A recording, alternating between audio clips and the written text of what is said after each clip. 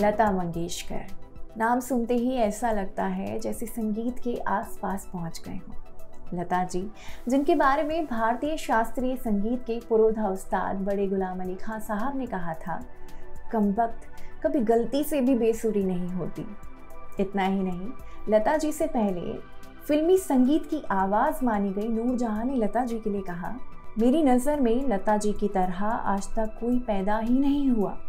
आज़ाद भारत में ये पहला न्यू ईयर ऐसा होगा जब बुलबुले हिंद लता मंगेशकर हमारे बीच नहीं होंगी।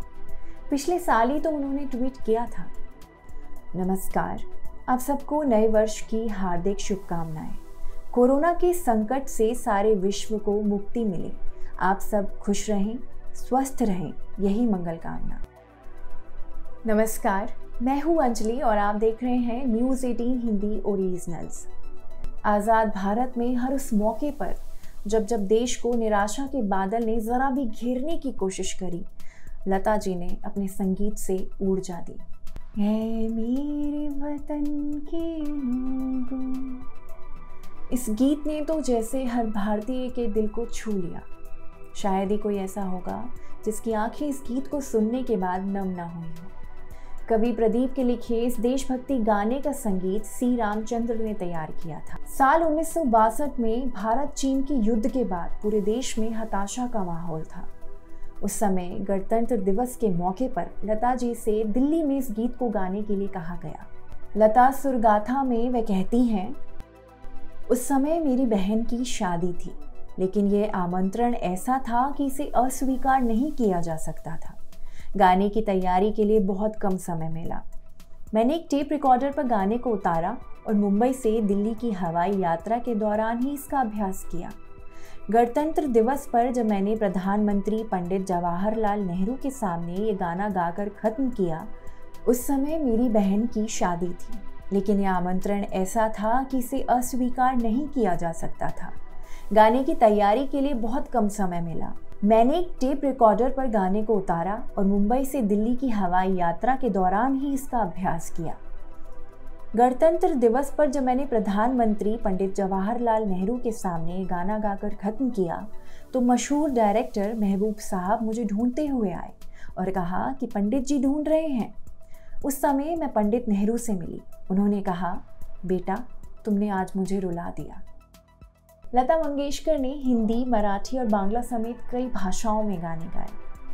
उनके गाए गानों की संख्या 25 से 30 हज़ार मानी जाती है, जिसमें से शायद ही कोई ऐसा गीत होगा जो किसी का पसंदीदा ना हो।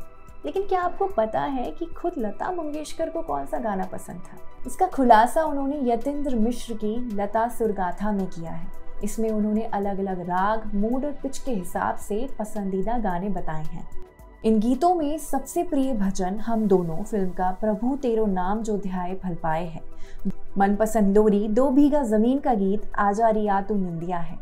लता को लोक संगीत का पुट लिए हुए फिल्म गंगा जमुना का ढूंढो ढूंढो रे साजना प्रिय था, तो गुमनाम का टाइटल सॉन्ग गुमनाम है कोई बदनाम है कोई भी उतना ही पसंद था।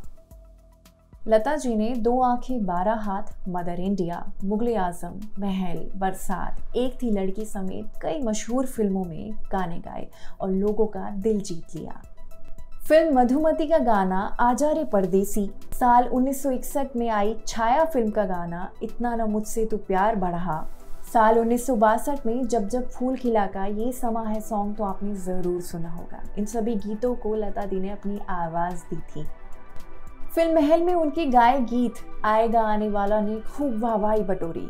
उन्हें फिल्म जगत के सबसे बड़े पुरस्कार यानी दादा साहब फाल्के अवार्ड और देश के सबसे बड़े सम्मान भारत रत्न से नवाजा गया।